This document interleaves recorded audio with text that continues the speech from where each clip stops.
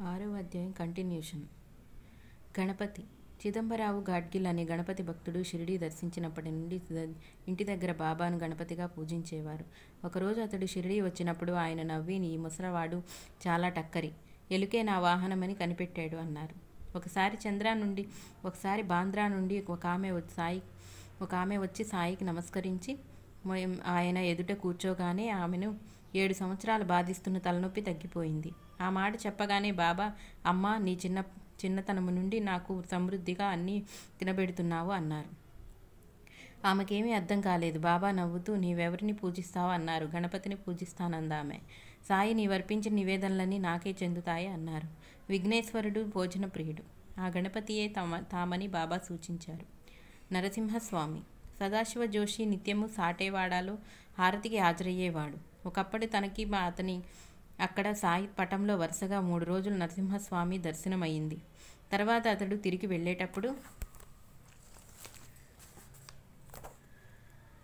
ఊది కొద్ది మిఠాయి ప్రసాదం ఇచ్చారు బాబా.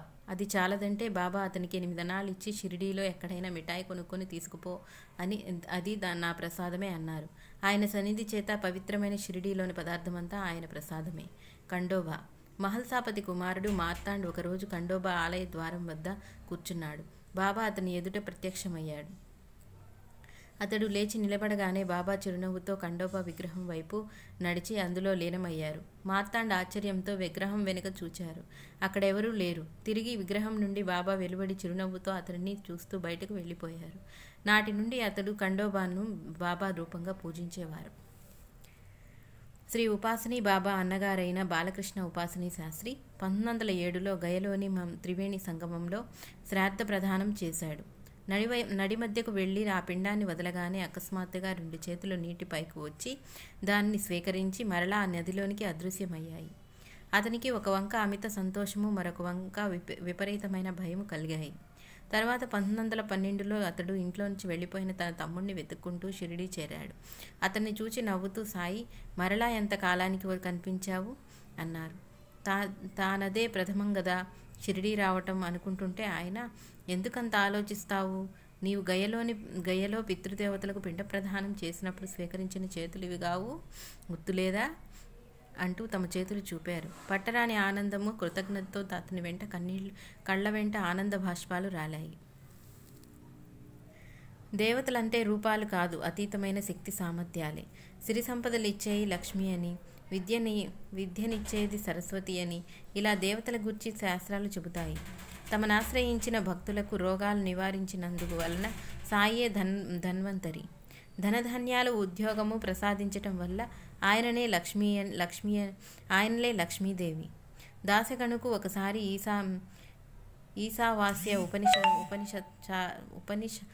ఉపనిషత్చారము తెలిపారు.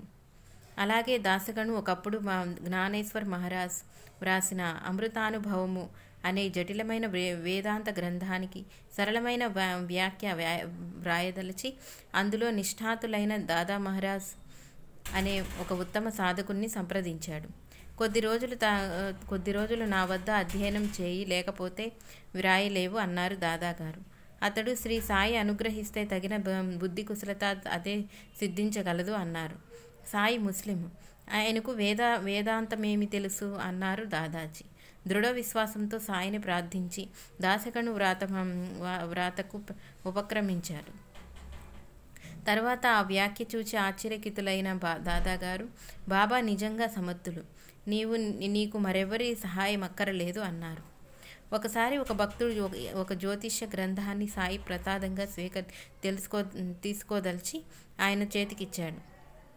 ఆ గ్రంథాన్ని అటు ఇటు తిరగేసి ప్రక్కనున్న శ్రీమాన్ భూటీకి ఇచ్చారు సాయి. ఆ శాస్త్రంపై ప్రీతి లేకున్నా సాయి ప్రసాదించారని కష్టపడి ఒకసారి చదివాడు. అయినా అతడికి ఆ శాస్త్రంలో ప్రావీణ్యం కలిగింది. ఒకసారి ఎన్నికలు ఏ సమయంలో జరిగితే కాకా దీక్షిత్ గెలుస్తాడో బూటీ చెప్పాడు.